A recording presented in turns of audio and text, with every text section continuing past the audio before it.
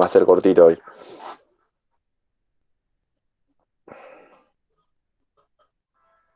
Bien.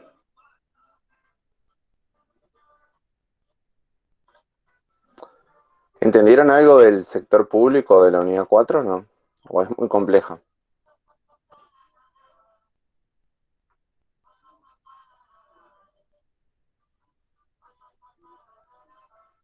Si me escriben al chat, yo no voy... A ver, ¿se basa en eso parcial?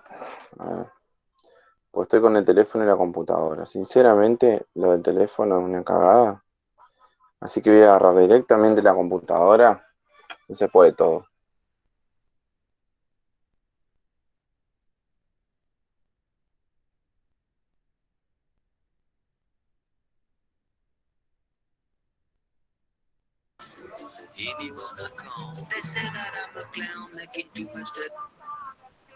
Acá estoy. Estoy acá nomás. Ahí está. Ahora puedo ver los chats. Se basa en eso universal. Hay que estudiar. A ver, no sean chantas. Hay que tratar. ¿Me están escuchando ahora? Sí, sí, profe, te escucho. Hay, hay que tratar de... Las guías son orientativas de cada unidad, unidad 1, unidad 2, unidad 3 y ahora que vamos a ir terminando la unidad 4, pero no es todo, obviamente. Generalmente las preguntas de examen tienen mucha vinculación con esas guías y va a ser así el examen. Esta semana me tengo que poner en contacto con la gente de informática para poder diagramarlo en el campus. Van a ser 8 preguntas de las unidades y 2 preguntas de temas de actualidad que hayamos hablado. Yo igualmente días antes los voy a orientar con eso, días antes del examen, para que no se asusten.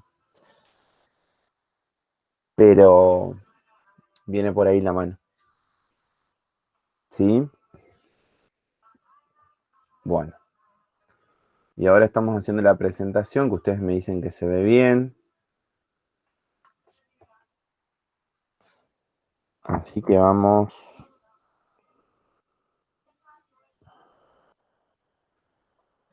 No me acuerdo dónde habíamos terminado. Determinantes de consumo.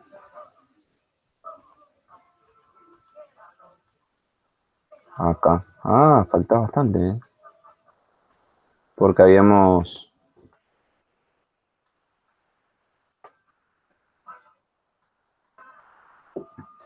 Bien. Habíamos hablado de las canastas básicas alimentarias, la canasta básica total. ¿Están ahí? Sí, profe, yo tengo una consulta Diga. porque hoy estuve repasando esa unidad sobre, una consulta que tengo es sobre lo de la tasa de pobreza, que si en la actualidad más o menos estaba bien, que son para no caer en la indigencia, son aproximadamente unos 17.353 pesos. Puede ser. Ajá. Ajá. Y para no caer en la pobreza son 40, o sea, casi 42.000 aproximadamente. Exacto. Ese es el número actualizado. Y No sé. sobre, Ajá. eh, por ejemplo, la que estuvo hablando la clase pasada sobre la curva de Lorenz, Ajá. eso también va a tener muy en cuenta el parcial y el Lo que más coeficiente. voy a tener en cuenta en el parcial, Uh-huh. ¿soy yo o no se ve el power? Yo lo estoy viendo el power, no sé ustedes. Yo estoy viendo en la parte de canasta básicas alimentarias. ¿Hay alguien que no lo ve? Yo les recomiendo que el que no lo ve, generalmente pasa, hay que salir y volver a entrar. Es como que se tilda o queda así. O hay una cuestión de configuración. Curva de Lorentz no lo voy a tomar. Voy a tomar coeficiente de Gini, que es fundamental. Bien. ¿Sí? Era de Ah, mi bueno. parte. Léanlo a curva de Lorentz. ¿Saben por qué? Porque cuando van a rendir un final, suelen tomar eso. ¿Tiene en cuenta, perdón, las gráficas de del coeficiente de Gini? No, Ulises. A ver, las gráficas, yo soy muy antigráfica. Eh, Eso para estudiar matemática, no, la verdad no me interesa mucho por ahí. Si a ustedes les ayuda en el proceso de que van estudiando y van entendiendo, a mí me interesa que ustedes entiendan, sepan para qué sirve cada cosa. No que hagan una gráfica y que me hagan una curva, digamos, o sea, porque la realidad es otra cosa. A ver, bien, están viendo bien. El consumo y el ahorro de una familia. Me gusta que ustedes puedan participar, ¿sí? Porque es como que yo estoy hablando y no escucho a nadie, como no les veo la cara tampoco. No sé por qué no les veo la cara tampoco. Y bueno, sí, igual la mayoría debe estar conectado de una manera, no sé. Ah, bueno, pero está saliendo la presentación. No sé qué le pasó a mi micrófono, sorry. O porque como estoy con el power, se me complica poder ver el chat. Y me desconcentra. En cuanto al consumo del ahorro, según la Filmina, el modelo keynesiano, también conocido como la cruz keynesiana o el modelo multiplicador, se centra en el estudio de la economía en el muy corto plazo. En este contexto predomina la demanda agregada. Bueno, en cuanto a esto, hay estudios determinados, pero en cuanto a qué es lo que forma parte del ingreso de las familias, el consumo y el ahorro. Generalmente en situaciones de crisis como se da en la actualidad, en un ingreso medio, ¿qué es lo que tiene mayor preeminencia dentro de la utilización del ingreso?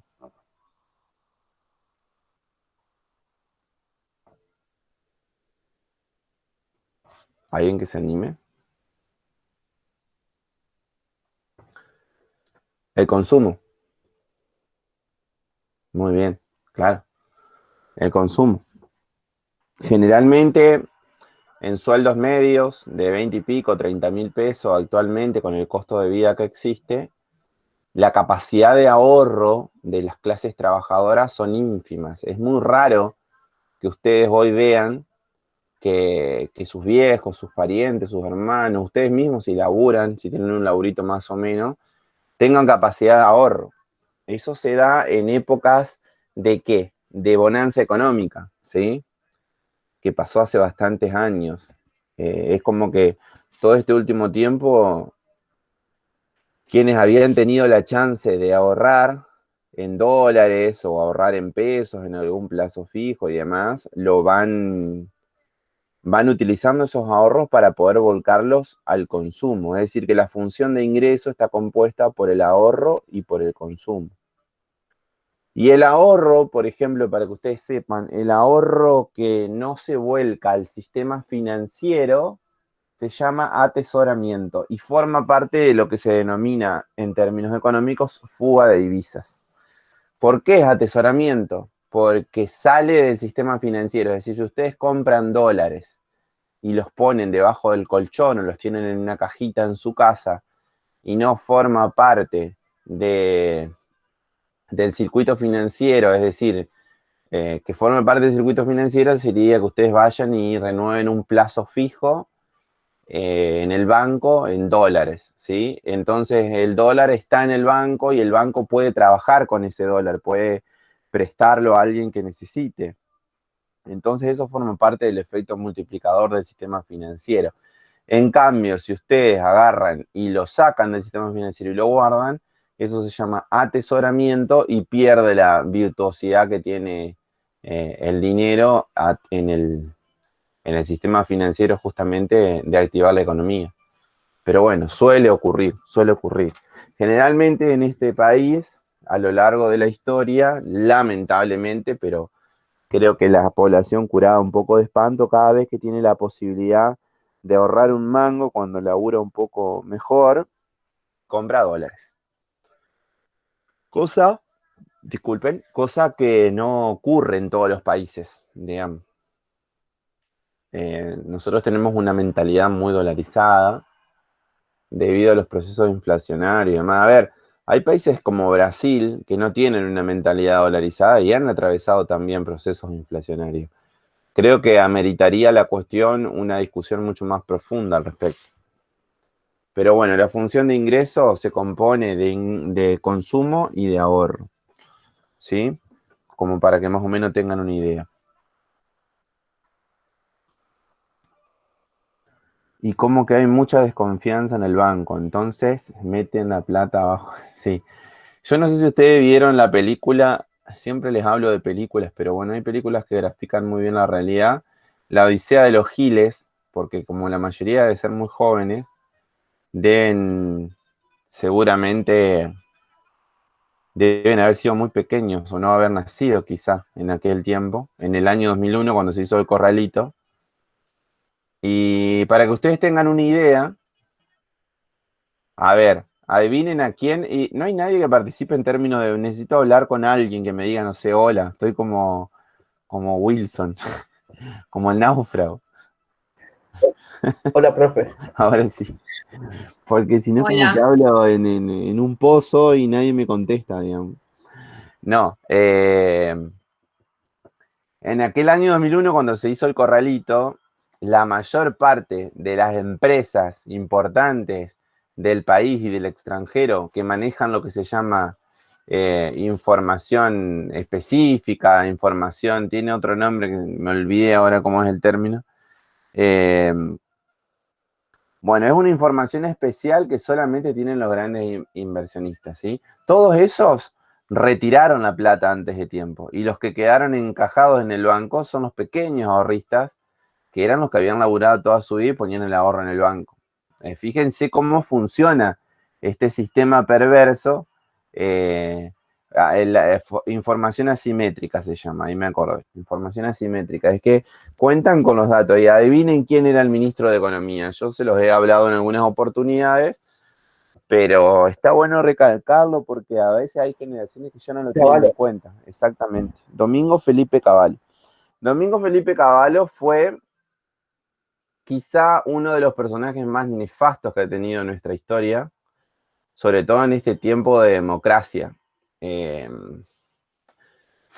Intervino en la economía en 3 periodos. En la dictadura fue presidente del Banco Central y estatizó, fíjense que ahora está tan en boga el tema de Vicentín, estatizó la deuda de las empresas privadas, se hizo del Estado, ¿no? Fíjense qué raro, cuando la dictadura empezó, la Argentina debía 5.000, escuchen estos datos porque son muy locos, debía 5.000 millones de dólares. Cuando terminó la dictadura, debía 47.000 millones de dólares. Una locura. De esos 47.000 millones de dólares, había 23.000 millones de dólares que eran estatización de deuda privada, es decir, que el Estado, todos nosotros, nos hicimos cargo de la deuda de los grandes grupos empresarios. Hubo 70 empresas de la Argentina, las 70 familias más ricas que licuaron su pasivo y que eso pasó a ser una obligación de todos los argentinos. Entonces, a veces cuando nos preguntamos que se discute el impuesto a la riqueza, o cuando nos preguntamos cómo se generan las riquezas y demás, es importante conocer esa parte de la historia que muy pocas veces se la enseñan. Bueno, Cavallo fue el creador de toda esa normativa y de toda esa legislación que se terminó aprobando.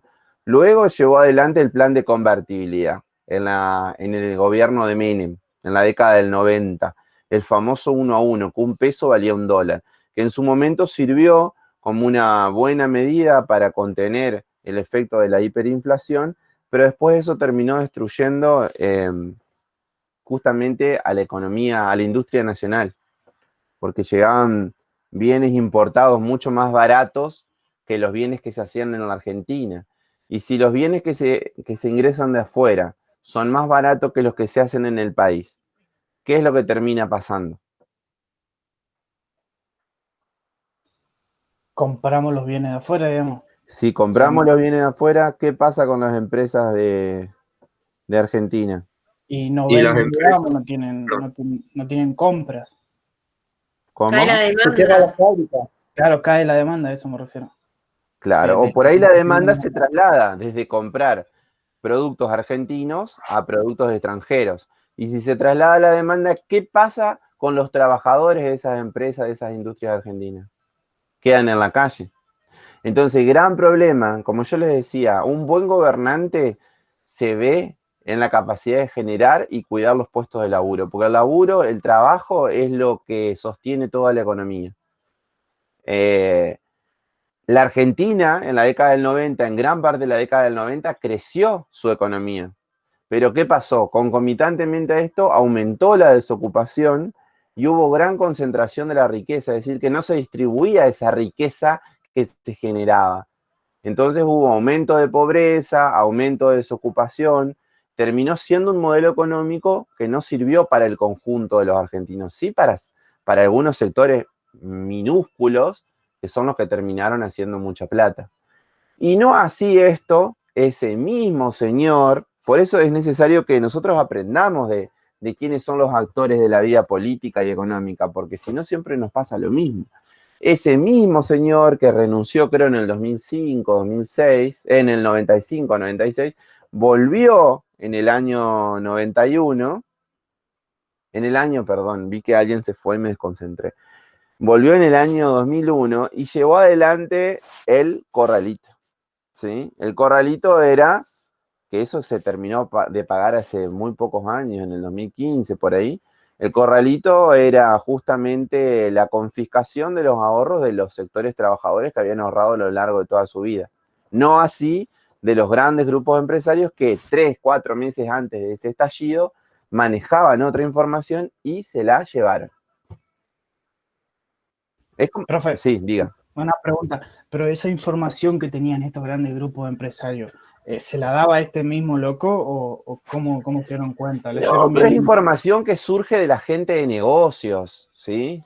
Pero no todo el mundo, a ver, desde los medios de comunicación hasta la gente que se maneja en los mercados bursátiles y demás.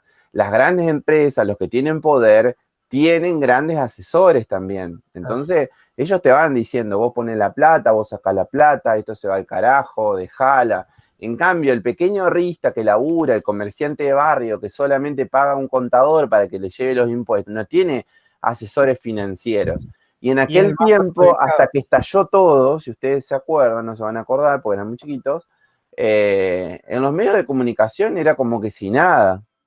O sea, estaba mal el país, qué sé yo, pero no te anunciaban semejante catástrofe que terminó ocurriendo. Hasta que se fue todo el carajo y fue tarde para cuidar esos ahorros. Y los bancos se la llevaron. Y los bancos siempre se la llevan y nunca nadie les pone cota, digamos. Es algo que hay que regular urgentemente eso, porque la verdad, siempre que gran parte de la población sufre, le aumentan los precios, más, el sector financiero siempre tiene rentabilidades, pero rentabilidades que son extremadamente grandes y superiores a cualquier cosa. Y está bueno que sepan un poco eso porque tiene que ver con nuestra composición histórica y no podemos estudiar la economía descontextualizada de dónde venimos, hacia dónde vamos, cuáles son las cosas que ocurren. Por eso, que hagamos o no un grafiquito más, un grafiquito menos, me parece que no deja de ser una anécdota en este berenjenal complejo. Ahora está sonando Sumo. Seguramente ustedes no lo escuchan, pero bueno. ¿Les gusta Sumo? Bien, seguimos. Profe, Diga. Diga. ¿cómo es el tema de ahora de Vicentín? El tema de Vicentín. Lo hablamos al final, si te parece. Así terminamos esto. Y digo Dale, porque dale. hay esos que se van y quizás solamente quieren escuchar cuestiones del power y no canalicemos algunos temas. Siempre desde mi perspectiva, yo se los digo desde el primer día, que mi perspectiva no necesariamente tiene que ser la verdad o la realidad. Por eso ustedes tienen que tener ojos críticos, escuchar a todo el mundo y sacar sus propias conclusiones, ¿no?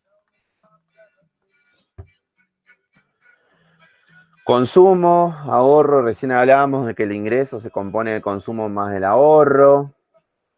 La propensión marginal a consumir, este es un concepto muy keynesiano, es la cantidad adicional que consumen los individuos cuando reciben un peso adicional de ingreso disponible. Es decir, quiere decir que que cuanto más ingresos reciban, más lo van a consumir. Estamos hablando de los sectores trabajadores, que es algo que hablábamos siempre en relación a que cuando el laburante recibe el laburante o algún sector popular que recibe ingresos por parte del Estado va y consume, y eso motoriza la economía. En cambio, hay otros sectores que suelen tener otro tipo de comportamientos en términos económicos y eso no termina siendo muy fructífero para nuestra economía.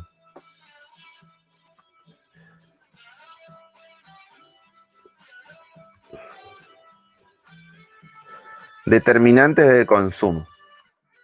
Bien. Recién más o menos hablamos un poco, pero el ingreso permanente es el nivel de ingreso que percibiría un hogar cuando se eliminan las influencias temporales o transitorias, como puede ser una gran sequía, una crisis, bla, bla, bla. Según la teoría del ingreso permanente de consumo, responde principalmente a este ingreso tendencial o permanente más que al ingreso disponible de cada año. El ingreso permanente es el ingreso habitual, ¿sí? Que forma parte de nuestros...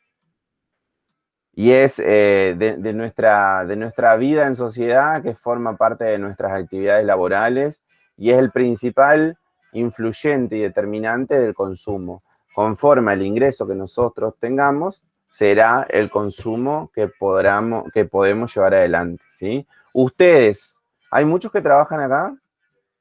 Que me digan en voz lo que trabajan, en lo que tengan micrófono. Yo.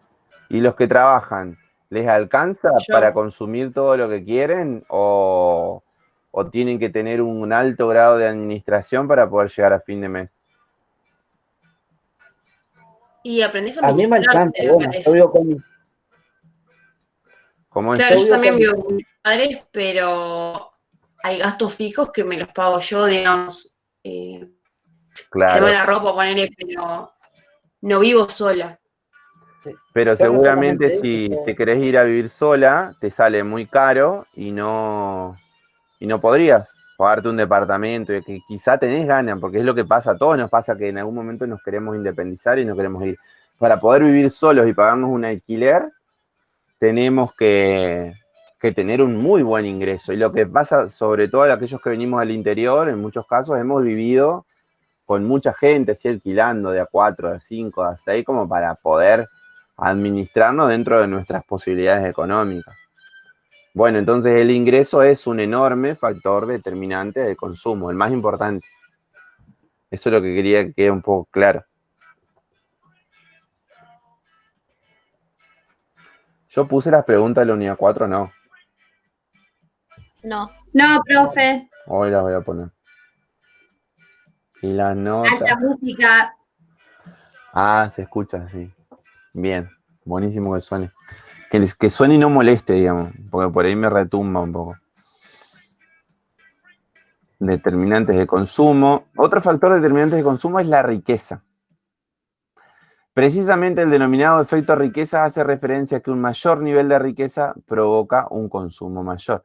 Por lo general, la riqueza no varía de forma acusada de un año a otro, de manera que el efecto riqueza no suele ocasionar grandes variaciones. Esas cuestiones tan tradicionales de los libros. ¿Qué le parece que es la riqueza para ustedes? ¿Cómo ven a la riqueza? ¿Hay alguien que me diga algo de la riqueza? Porque generalmente, no sé si les pasa, es mi observación, hay como una adulación permanente a la riqueza y como una estigmatización permanente a la pobreza. ¿O no? ¿A qué me refiero? Que generalmente, bueno, mirá, a ver, en las mismas sociedades pasa. Nosotros siempre vemos, mirá, aquel tiene doble apellido, aquella, mirá, son familias de bien, tienen plata. El hijo de... El hijo de, mirá, el doctor, porque en los pueblos, que venimos de los pueblos, el doctor, si son hijos de gente, y se nota mucho en los pueblos, la diferenciación entre los que tienen un manguito y los que más o menos llegan a fin de mes. Y si esos que tienen no estamos hablando de que son ricos, ¿no? Pero se me viene un poco a la memoria un poco de cuestión sociológica. ¿de puede, profe? ¿Cómo? ¿De qué pueblo es? Yo soy de un pueblito de Entre Ríos, departamento Tala, que se llama Durazno. Ah, no lo tenían, ¿eh? Pero el secundario lo hice en Maciá. Creo que hay alumnos de Maciá o alumnas. Nosotros de Tala. Y de Tala también.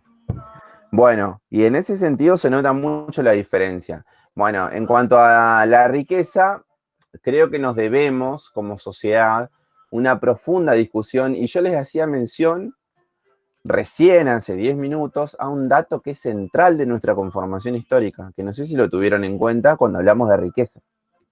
A ver si alguno estuvo atento y me lo observa. Ahorro. No.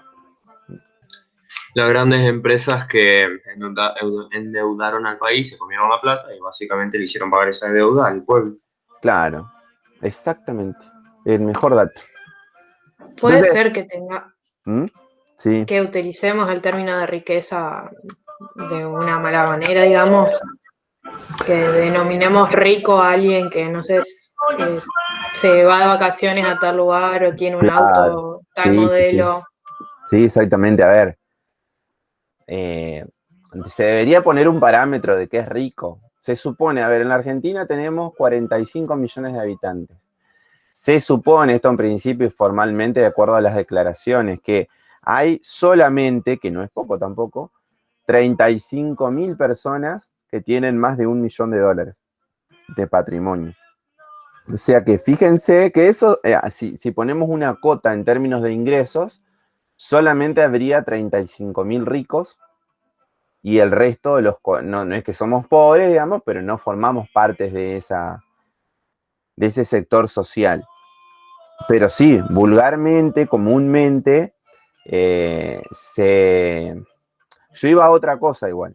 Se distingue o se denomina rico a sectores que no son ricos, digamos. Por eso es como que el ser rico es una cuestión aspiracional, en el sentido de que hay muchos sectores de clases populares y trabajadores y trabajadoras que siempre se envilecen con el rico del pueblo, por eso lo llevé a un horizonte mucho más palpable, y quieren ser como, o quieren tener tanto como, ¿sí? En cambio, siempre al pobre se lo mira desde una perspectiva peyorativa, digamos. El pobre siempre está todo mal, en cambio el rico hizo todo bien, ¿me explico? Y creo que no es ni tan ni tan. Hay que hacer un profundo análisis al respecto de eso.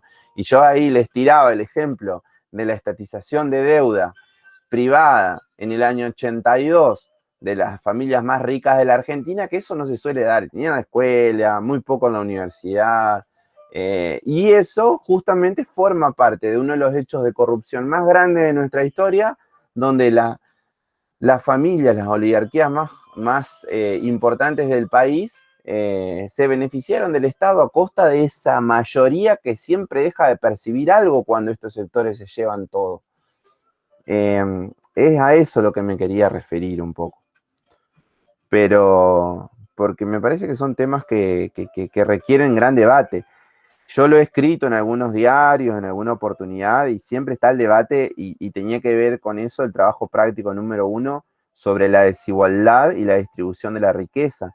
Y es ahí donde se dice, de acuerdo a la Oxfam, que es una organización internacional que estudia este tema, que el 1% de la población mundial tiene la misma riqueza que el 99% restante. Y entonces ahí donde está el factor desencadenante de todos los problemas, en la concentración. Entonces, lo que nosotros debemos exigir es que se reparta, que se distribuya, no que se concentre la riqueza. Pero a veces es injusto que uno que se mata laburando todo el día tenga menos de que alguien le den de arriba más plata. ¿Y qué sería tener menos, por ejemplo? Y no sé, yo acá, por ejemplo, mi viejo trabaja 8 horas por día, cobra menos que alguien que le dan el IFE junto con la asignación universal por hijo y la tarjeta alimentaria. No digo que está mal, pero a veces me parece injusto eso. Sí, está lleno de cosas injustas. Pero fíjense cómo nosotros siempre ponemos el foco de las injusticias en otras personas pobres que tienen igual o menos que nosotros, pero Perfecto. nunca ponemos el foco en los ricos. Es ahí donde hay un problema, me parece, Claro porque que obviamente, claro, a ver, esto de Vicentín surge y está Cargill detrás de eso, que es la empresa de alimentos una de las más importantes del mundo. Y nosotros, como son poco identificables desde nuestra perspectiva, ni sabemos qué hacen, no los cruzamos en la esquina, no sabemos quiénes son, pero esos son los que manejan el mundo. El poder económico es lo que les dije el primer día de clase. Y obviamente que hay montones de cosas de distribución dentro de los pobres, dentro del pobrerío que recibimos migajas, que son atendibles, que hay que controlarlas, y hay que hacerlas más perfectibles, digamos. Pero ese no es el problema. Si nosotros pensamos que el problema de que al país no le alcancen los recursos, de que tengamos estos niveles de deuda y demás, pasan porque un pobre recibe un programa social para comprar milanesa o un paquete de fideo, es porque o tenemos la cabeza muy chiquita o porque nos falta aprender un montón de cosas, digamos, porque si no vamos a estar siempre analizando erróneamente la realidad. Porque en términos de problema, números, eso es ínfimo, Ulises. profe, el problema, digamos, no es que caerle al que tiene mucha plata, ¿viste? O al que tiene empresa porque la tiene, ¿no? O sea, la tiene porque seguramente estudió, se formó y, bueno, pudo hacer eso. O quizás le cayó de arriba. El problema, digamos, es que concentran tanto esa riqueza y no dan mucho puesto de trabajo, por ejemplo, o no se le quita impuesto a ellos, y si se le quita a los trabajadores, entonces, quizá mi papá también gana un sueldo, pone el 40, pero como a él se le quitan muchos impuestos, ¿viste? Muchas cosas, entonces, que dice, y tenemos al lado, ponerle una familia que vive de los planes, le decimos, esto, que no trabajan y cobran igual que yo, pero nosotros no pensamos, digamos, en los ricos que concentran mucho el poder y no se le quita, no se le da impuesto, digamos, no se le hace pagar impuestos. Quizás pagamos más el impuesto nosotros antes que los ricos. Las ciudades, ¿vieron cuando vemos el coeficiente de Gini, que lo dimos en esta unidad? Bueno,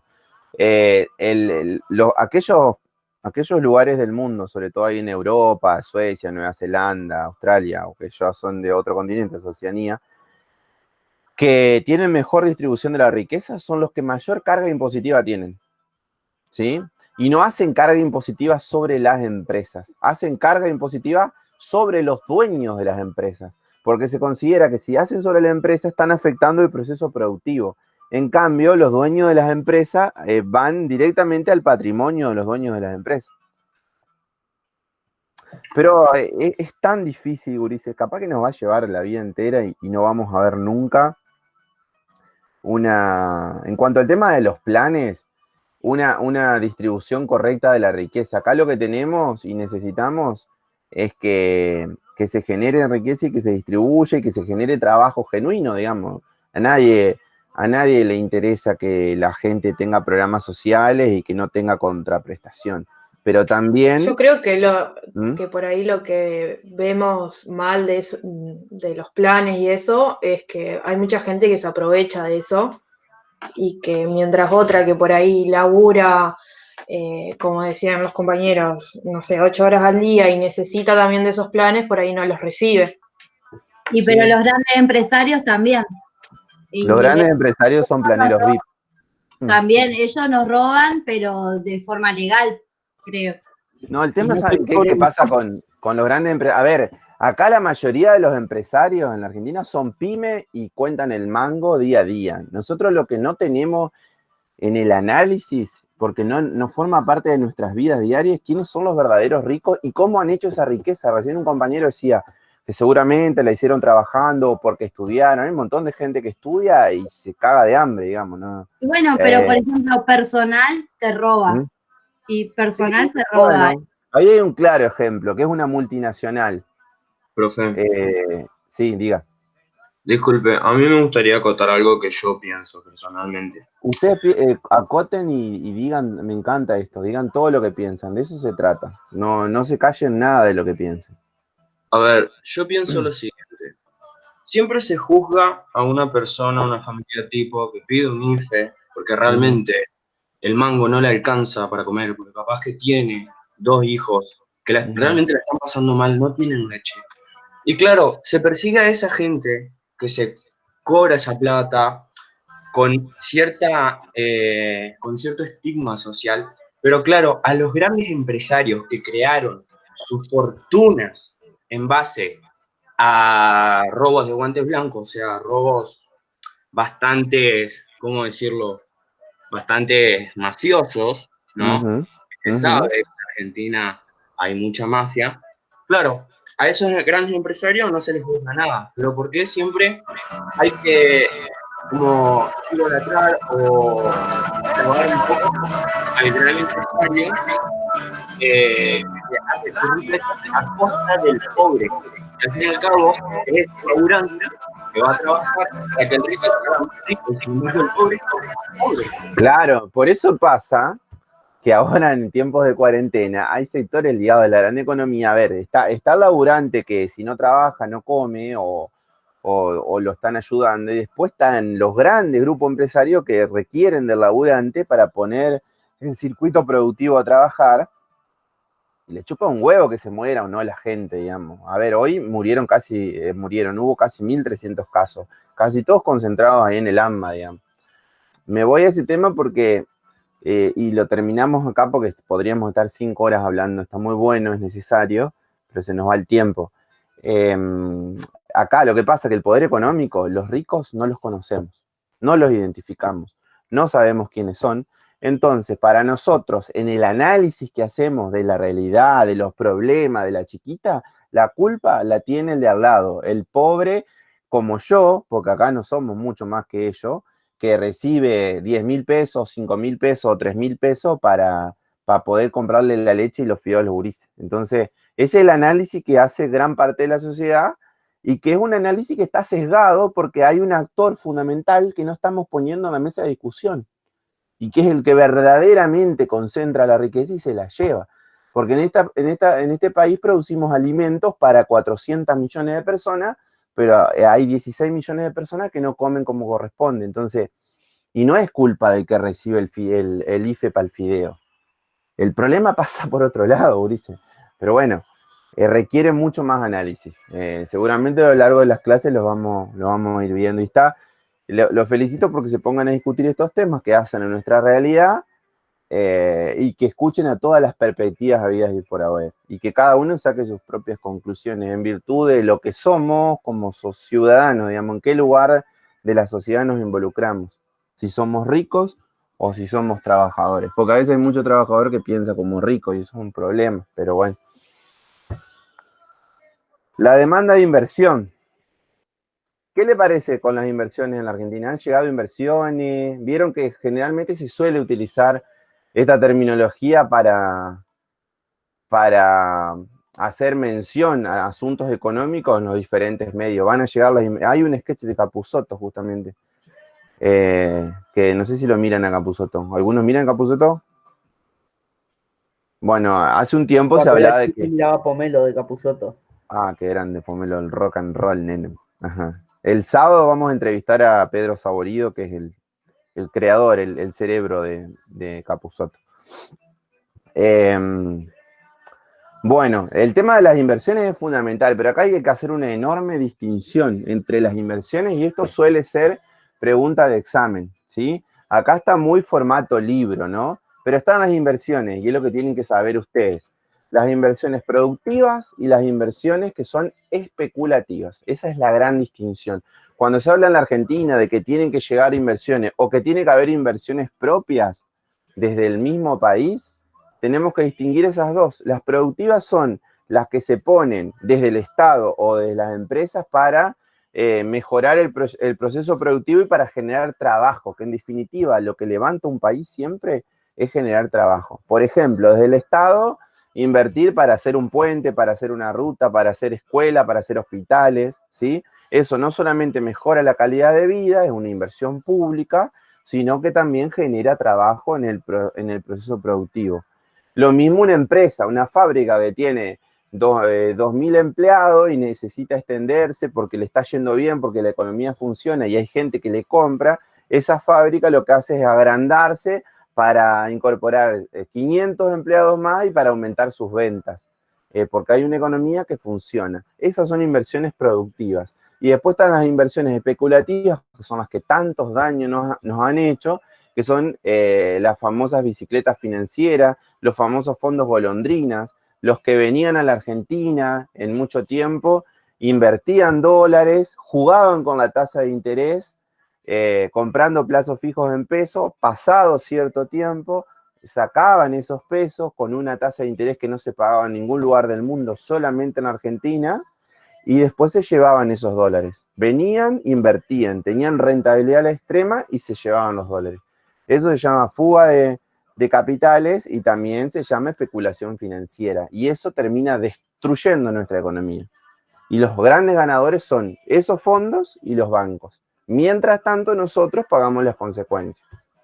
Eso se llama inversión especulativa y ha pasado en Argentina en 4 o 5 periodos históricos. Por eso tenemos que conocer los periodos históricos para saber quiénes son los verdaderos culpables de nuestros males, digamos, porque si no, siempre pasa lo mismo. Diga. Profe, yo tengo una consulta. ¿Esas Diga. empresas no serán en la actualidad como McDonald's o Walmart también que hacen eso acá en Argentina? No, porque McDonald's y Walmart, si bien pueden llegar a tener fondos que estén ligados a la especulación, acá estamos hablando de fondos que son los acreedores que nosotros hoy estamos negociando la deuda externa, digamos, que ni los conocemos, no les conocemos el nombre, no sabemos cómo se llaman, son holding internacionales que tienen, a ver, yo ahora no me acuerdo el nombre del principal bonista, que es el acreedor de deuda argentina, pero BlackRock se llama. Maneja un PBI que es 10 veces superior a lo que se maneja en Argentina. Entonces, eso te dice todo. Esos fondos acostumbran a andar por el mundo captando situaciones de crisis o como pasaba en Argentina hace unos años atrás, que pagábamos la tasa de interés más alta del mundo, ¿sí? A costa de que la actividad productiva se destruyera. No sé si se acuerdan de las LEVAC y demás hace un tiempito. Para controlar el precio del dólar, que no se pudo controlar, se generó desde el Banco Central determinados bonos para tentar a los inversionistas extranjeros y a los mismos argentinos para que no compren dólares y para que no se dispare el precio del dólar.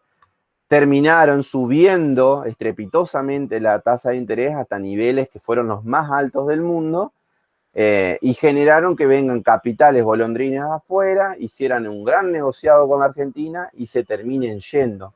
Y entonces lo único que hicimos fue ser el nexo, el motor de que grandes capitales extranjeros obtuvieran rentabilidades a costa de que la Argentina destruyera su aparato productivo, aumentara su pobreza y aumentara su desocupación. Por eso la gran distinción de las inversiones es esa, o inversión productiva o inversión especulativa. Y después nosotros tenemos la posibilidad de generar a lo largo del tiempo.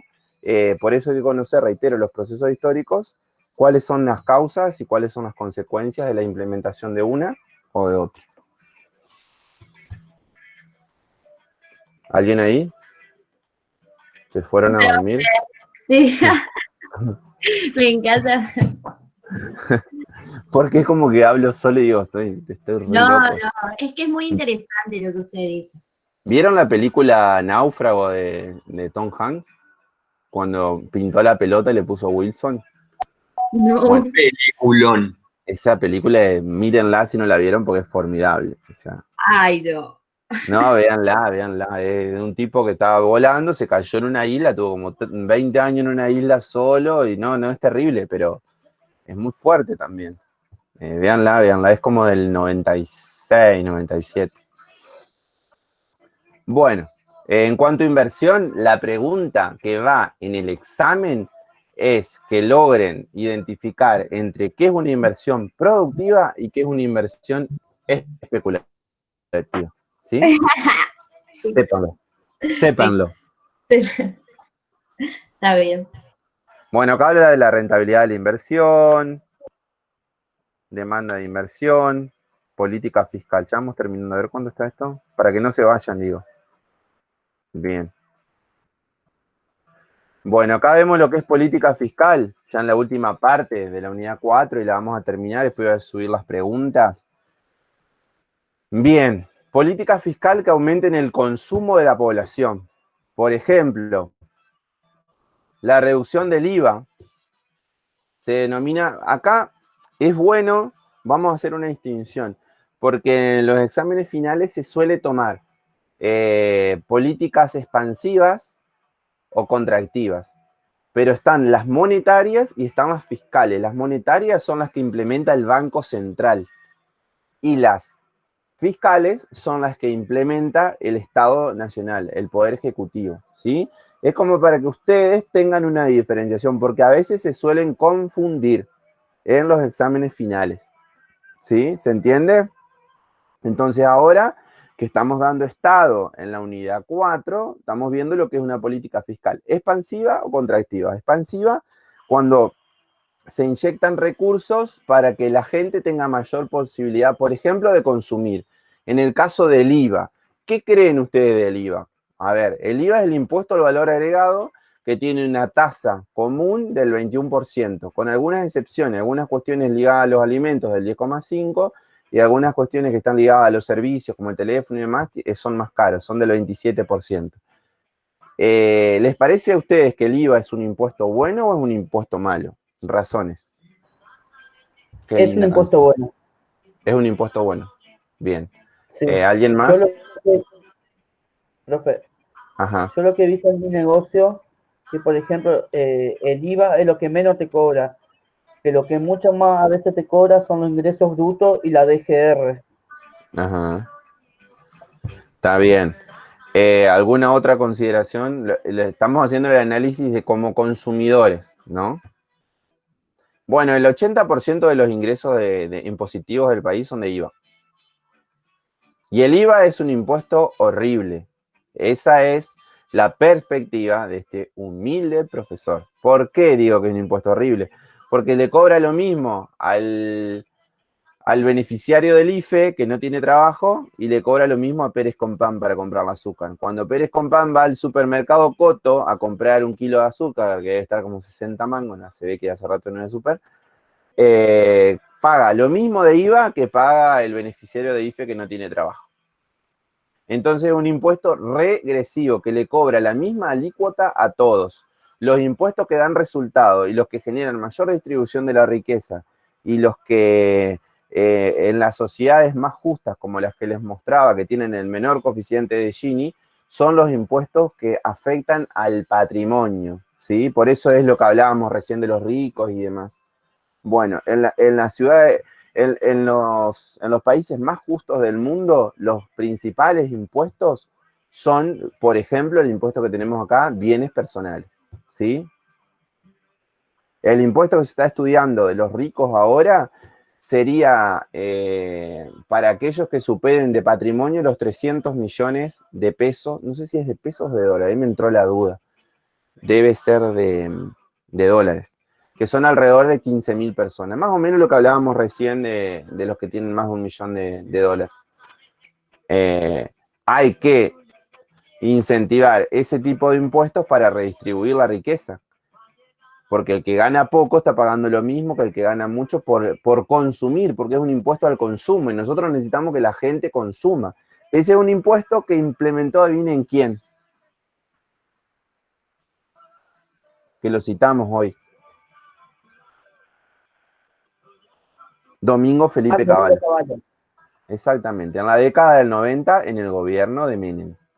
Entonces esas cosas tenemos que saberlas para saber de dónde vienen, qué implicancias tienen, y los diferentes gobiernos que han estado en los diferentes proyectos de aquel tiempo no tocaron ese impuesto.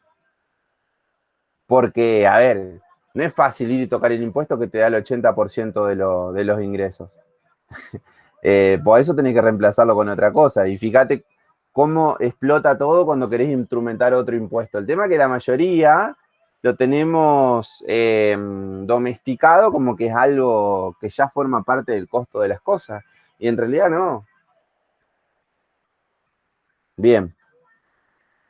Lo mismo con inversiones. Acá está en el ejemplo de una política expansiva. Es lo que yo les decía hoy. El Estado puede proyectar, invertir recursos para generar una política que genere trabajo. Y ahí voy con el ejemplo del procrear. Yo me hice mi casa en el año 2014 con un programa Procrear. De otra manera, un año antes, yo, por ejemplo, laburante con ingresos medios, nunca pensaba que iba a tener mi propia casa. Y un día hubo una medida de un Estado que dijo, bueno, va a haber, y bueno, y casi 300.000 argentinos y argentinas se pudieron hacer su propia casa. Y les digo la verdad, no hay nada más lindo en la vida, o quizá una de las cosas más lindas, que tener tu propia casa. Así sea de 2x2, es maravilloso. ¿Qué genera esa medida? Que se llama política fiscal expansiva. ¿Por qué? Porque inyecta recursos en el mercado y entonces el Estado invierte determinada cantidad de recursos, me los da a mí para que yo haga mi casa. Yo tengo que contratar el constructor, el albañil, el electricista, voy a comprar los materiales del corralón y eso genera todo un circuito positivo de la economía. Diga. Hay compañeros nuestros que están participando vía chat. Ah, bien, no los estoy viendo. ¿Ya se quieren ir? Profe, recién terminamos una materia. Perdón, por eso pero sí. creo que el problema es que el Estado gasta mal. Puede ser también. No sé si es el problema, pero ¿por qué no lo sacan? Porque si no, sé que viven porque si no, ¿de qué viven nuestros políticos? Y algunos viven de su sueldo, creo que la mayoría, y otros no, claro está.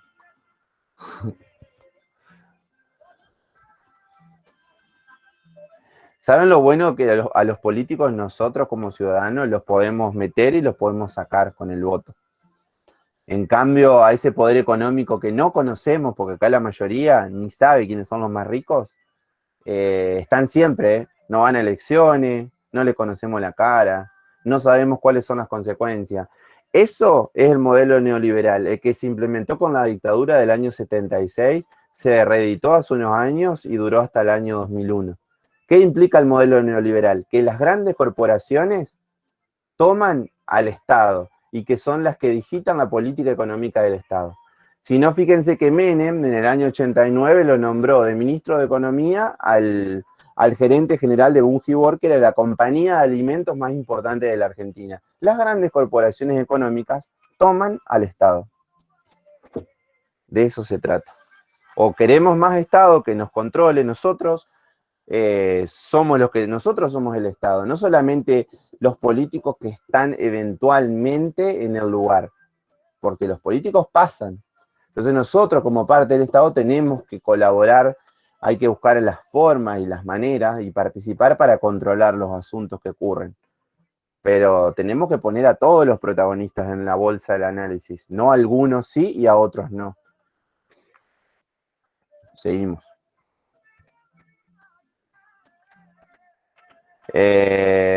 Gasto. Bien. Esto generaba unos debates, pero recién lo hablamos un poco. Estamos hablando de política fiscal. Una política fiscal expansiva, así como en su momento se habló de la asignación universal, puede llegar a ser el IFE, ¿no? En esta etapa de pandemia es un gasto extraordinario, pero el beneficiario del IFE, ¿qué es lo que hace? ¿Va y aguarda la plata debajo del colchón o va y compra en el mercadito de la esquina? Bueno, eso se llama expansivo. Cuando se inyectan recursos para generar un incremento en el mercado interno, un mayor volumen en el mercado interno. Y, por ejemplo, una política contractiva, y que pasó hace unos años, es la eliminación de los subsidios a la energía. ¿Se acuerdan ustedes o no? Que los precios del gas, la luz, todo eso se fue por las nubes. Porque se eliminaron... Bien, se eliminaron los subsidios ¿a quién? A las personas, ¿no? Pero los subsidios a las energéticas continuaron. ¿Y ustedes notaron que hubo algún mejoramiento o algo del servicio o solamente notaron que hubo un incremento de las tarifas?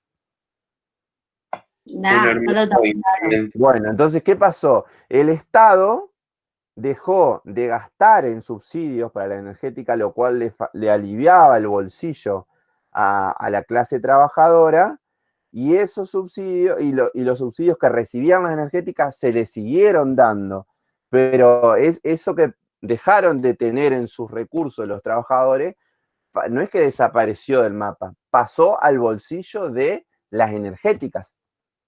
O sea que si la energética, cuando existían los subsidios, ganaban el 30% de rentabilidad, a partir de la eliminación de los subsidios pasaron a ganar el 60%.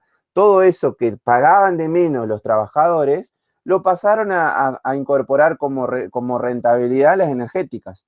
Bueno, eso es una política contractiva que achica el mercado, concentra la riqueza en algunos pocos y la mayor parte de la población que no se preocupaba tanto por los consumos de servicios como era el gas, la luz y demás, le transfirió ese recurso a esas grandes energéticas. No sé si queda claro. Sí. Bueno, hubo aumentos del 3.000 y 4.000%. Eso pasó en Argentina. Eso es una política contractiva porque el Estado reduce un gasto. Lo mismo pasó y a ustedes los debe afectar con las becas Progresar. Se eliminaron un montón de becas Progresar. O las congelaron en algunos casos. Entonces el Estado dejó de gastar menos, dejó de invertir en eso. Bueno. Sí, un montón de requisitos pusieron, era más difícil el sistema, Un montón de trabas, ¿sí? Bueno, esto que sigue acá es pregunta de examen. La clasificación de los ingresos. Ya estamos terminando, Ulises, y nos vamos. ¿Sí? Con el tema de estos ingresos, ¿puede haber más control sobre el IFE y esas cosas o no? ¿Puede haber más control en sentido de que de a quién se lo dan? Sí. Y sería lo ideal. El otro día recibí un mensaje de una persona justo que vive en mi pueblo, que estaba enojado por eso, porque decía que había una persona, no sé, que tenía 2 autos y le habían dado el IFE. Y yo le dije, ¿y vos lo denunciaste? ¿Hiciste algo? No, porque no sé, pero si hay que hacer algo, yo lo hago. Porque, a ver, si la persona tenía 2 autos, primero que no puede recibir el IFE, pero después vos empezás a ahondar y esa persona tiene los autos, pero están a nombre de otra persona. Entonces, vos pensás que el organismo este que es ANSES tenía que, en el término de un mes, procesar 11 millones de solicitudes. ¿Y cómo haces ese control si no es a través de la gente denunciando? Porque vos lo que procesás son datos que te figuran en una base de datos. A ver, Robertito Pérez vive con los papás, tiene 26 años y no tiene laburo. A ver, de acuerdo al parámetro, ¿le corresponde? No, sí le corresponde. Y así, el mismo sistema te va tirando. Si no, no hay manera, si vos lo haces a eso manual, no hay manera que funcione.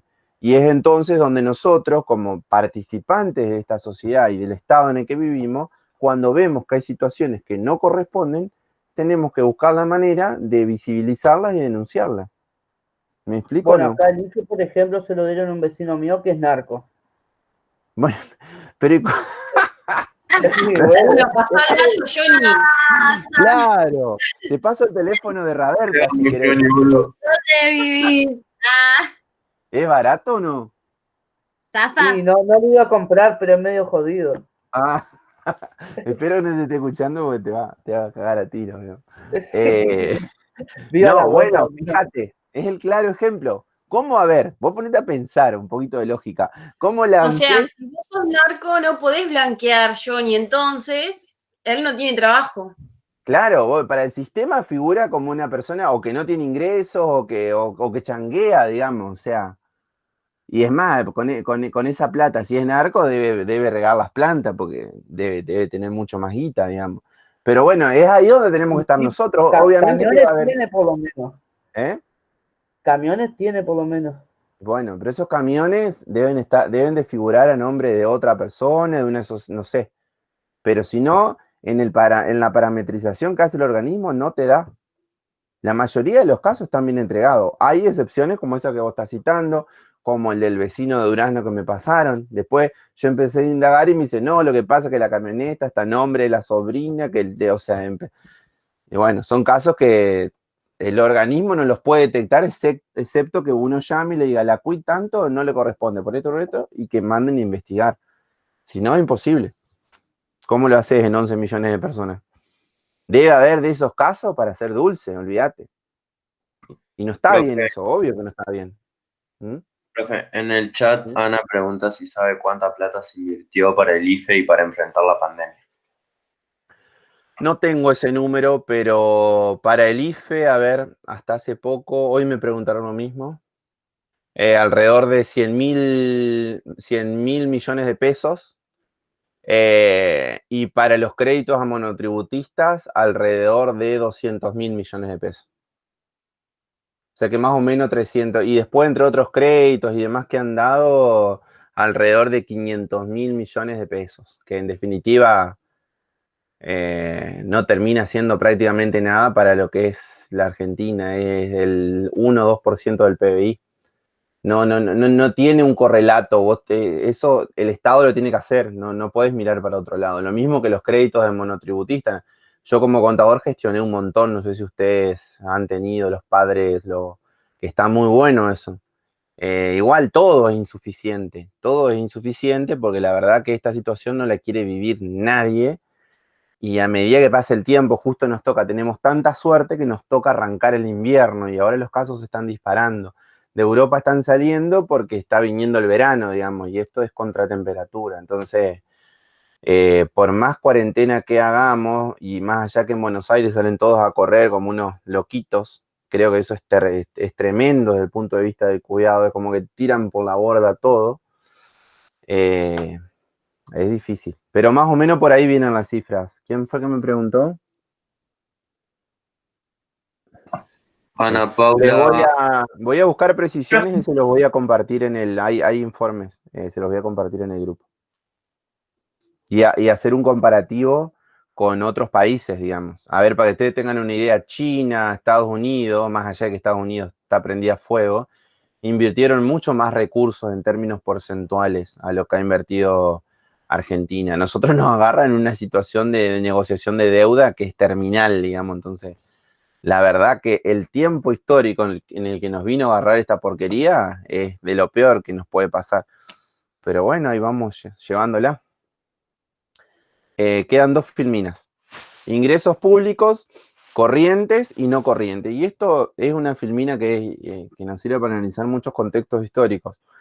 Dentro de los corrientes tenemos los tributarios y los no tributarios. Los tributarios son los impuestos, los aportes a la seguridad social, los aranceles al comercio exterior, que serían las denominadas retenciones, y los no tributarios son las tasas y contribuciones, ¿sí? Porque no forman parte de esquemas que tengan que ver con situaciones tributarias nacionales, son más de los municipios.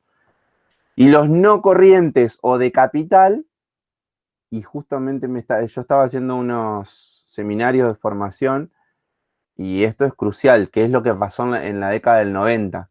¿Cuáles son las formas que tiene el Estado de incorporar recursos?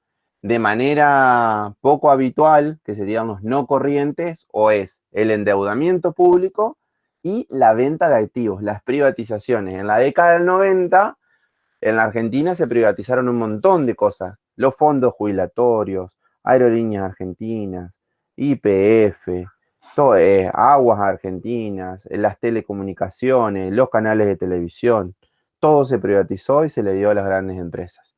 Por eso el modelo neoliberal implica eso. ¿Quién gobierna en definitiva? El poder económico, y es el que pone las condiciones. Los grandes ingresos que tuvo el Estado a través de... Y aparte hay un dato acá que ustedes no lo van a recordar, le pueden preguntar a alguno de sus padres. En la década del 90 se planteaba de que todo lo que tenía que ver con el Estado era una porquería y había que venderlo. O sea, en todos los medios de comunicación te formateaban el cerebro de que debía ser así.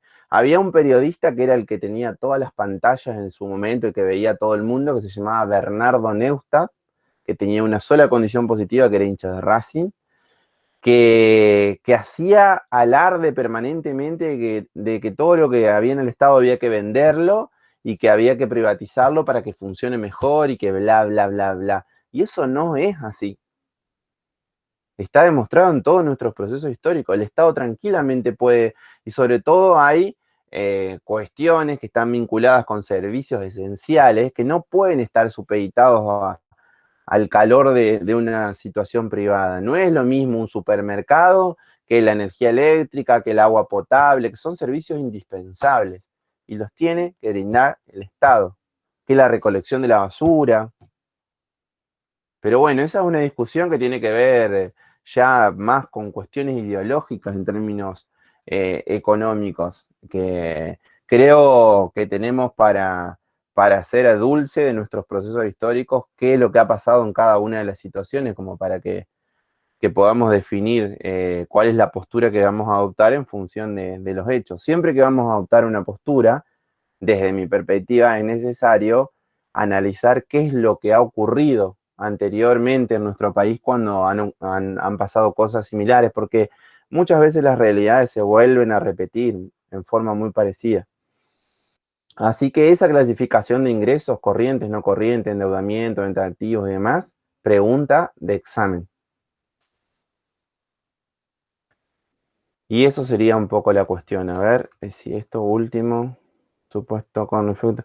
Bueno, con respecto a acá hay una cuestión central, que también está, y ya lo adelantamos un poco en el trabajo de Cleaver de la unidad 1, la visión ortodoxa o clásica de la economía es una visión que quiere un Estado chico, un Estado sensible y un mercado potente que sea el que termine regulando la economía. La visión keynesiana o heterodoxa de la economía es la que pretende un Estado presente, un Estado activo que regule y controle al mercado para que el mercado no obtenga rentabilidad a costa del padecimiento de gran parte de la población.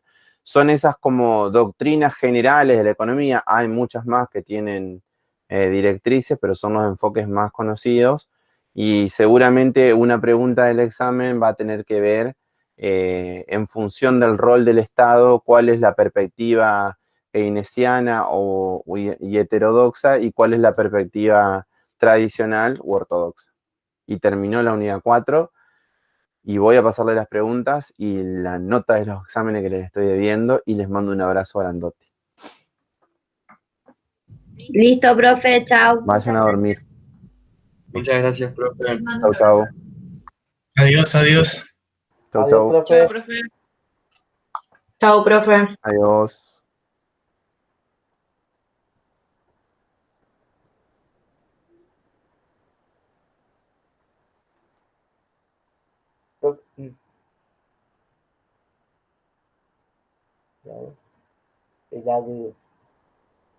Yori, la puta que te parió. Sí, pero viste qué zurdo. Es terrible. Sí, viste que yo le tiré varias veces. Hola, profe.